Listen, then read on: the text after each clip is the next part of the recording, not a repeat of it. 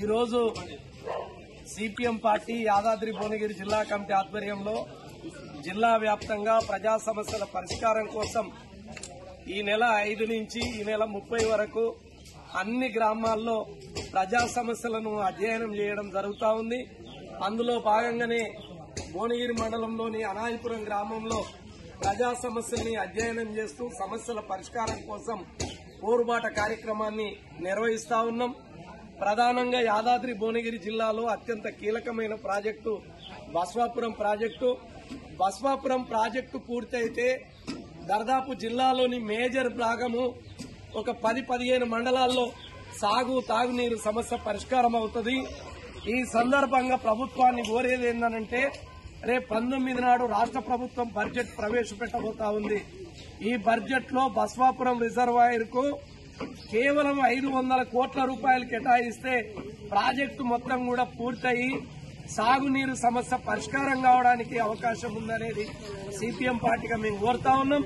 ఈ బడ్జెట్ లో 500 కోట్ల రూపాయలు కేటాయించాలని డిమాండ్ చేయడం జరుగుతా ఉంది. బస్వాపురం ప్రాజెక్టు నిండితే ప్రాజెక్టు ద్వారా వడపర్తి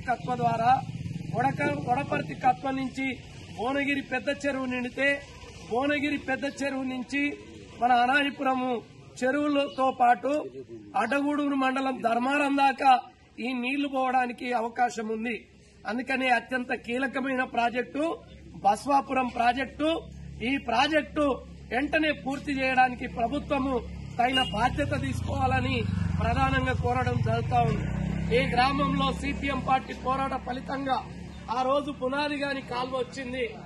కానీ ఆ రోజు మొత్తమే నీళ్లు లేనప్పుడు ఇక్కడ నీళ్ల కోసం ప్రయత్నం చేసినాం.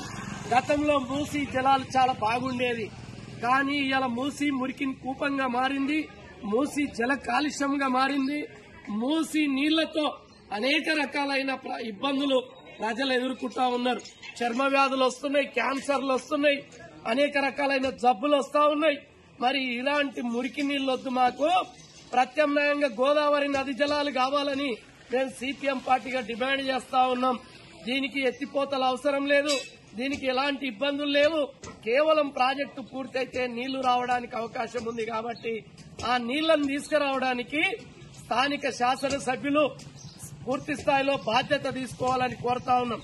ఇప్పటికే ఈ గ్రామంలో రైతులు చర్చిస్తా ఉన్నారు.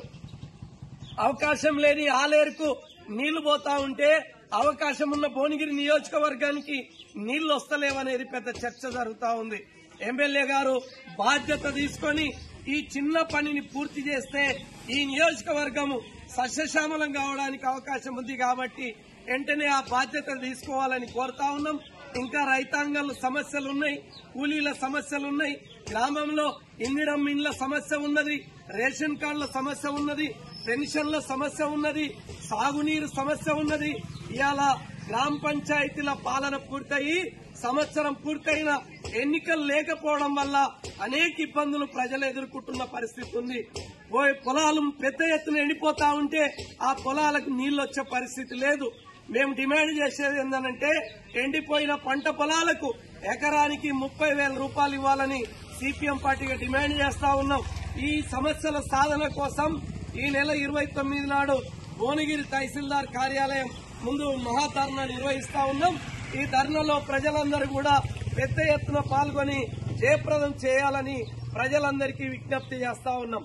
జయప్రదం చేయండి. 29 నాడు జరుగు మహాధర్నాను పరిష్కరించాలి. ప్రజా సమస్యలను మూసీ జలాలకు ప్రత్యామ్నాయంగా గోదావరి నది జలాలు జిందాబాద్ జిందాబాద్ జిందాబాద్ జిందాబాద్ జిందాబాద్.